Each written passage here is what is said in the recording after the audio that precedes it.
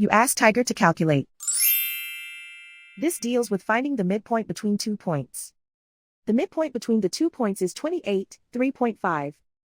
Let's solve it step by step. Plot the 2 points and calculate the midpoint using the formula.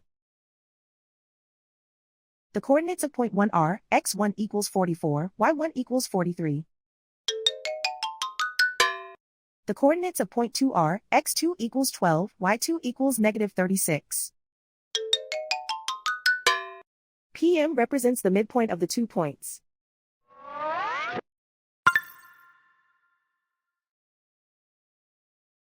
Use the x values in the midpoint formula to find the midpoints x. x1 equals 44.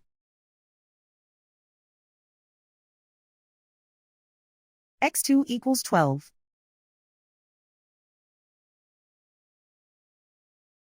Simplify the arithmetic.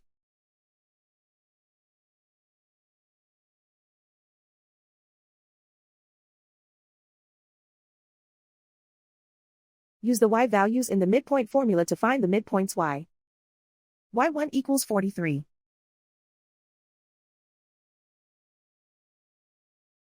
y2 equals negative 36. Simplify the arithmetic.